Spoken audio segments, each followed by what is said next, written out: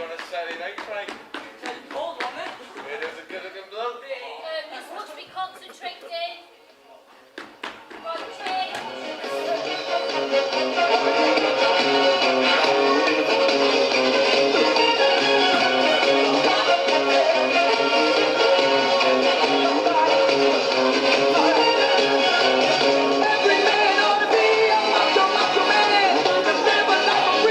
Within this documentary we're going to be looking at theatre, and specifically theatre within education.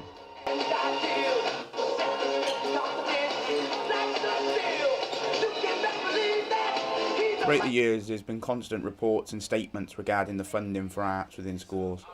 I can't even begin to imagine how big an effect this would have on young people, as it would result in them slowly being robbed of their talent, since schools would struggle to provide for subjects such as drama and music. People are trying to be put narrowly, so you're not allowed to be creative, you're not allowed to do things outside of an academic zone, and I think it's not going to be able to create as many creative things such as like movies, films and all that kind of stuff. I feel like it's going to be a very narrow future.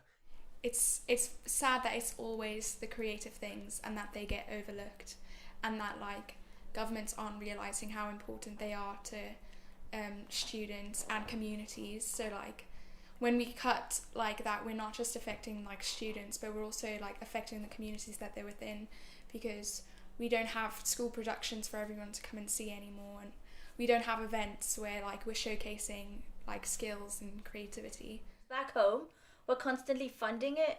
Like when I did my GCSEs, we had the choice of doing music, GCSE, art, ICT, and drama.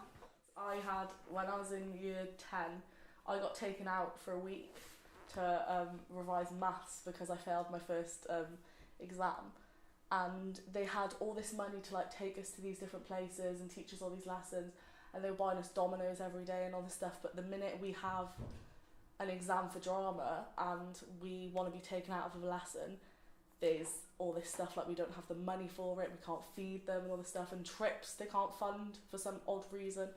I think it's in a sense frustrating because it kind of makes you feel like your subject isn't important, and I think it's kind of it's damaging really, because without like the equipment and everything else needed, how can you do the subject without all the money needed to buy the equipment? So it's just frustrating really. Give them another 5 minutes, then there's a brighter side to it. Story, kids. What?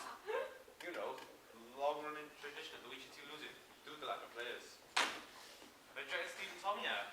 Steve will be masturbating with his new car, putting the red lights on it. Or rubbing the engine down with palm olive.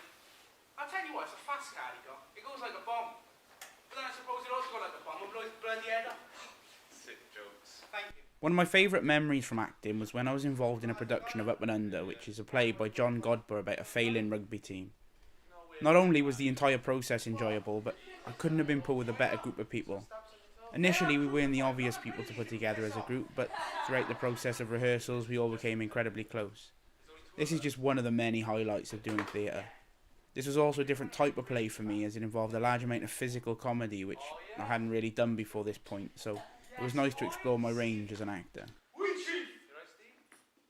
It's not only theatre skills that you learn whilst doing theatre, but you also learn a lot of transferable skills which will become helpful in later life, such as teamwork and confidence.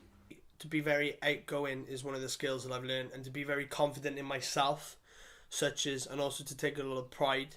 Like working with each other was important, but also working with everyone else, making sure everyone else knew what was going on, and that could communicate with them and they knew they could communicate with us. So it was like communication and teamwork and like adaptability, like changing the way we worked with people to like accommodate them and their like skills and needs. Confidence is a big one that's really developed over the years, and like just speaking to new people and gaining like skills to be able to, like, if I ever went to an event or something, being able to go up to someone and say like, hi, I'm Amelia, I'm a student, blah blah blah, and organising yourself like with rehearsals and stuff. It made me a more assertive person. I think beforehand I wasn't as assertive, but being in the role of stage management, you kind of have to push yourself to be assertive, otherwise people aren't going to listen to you.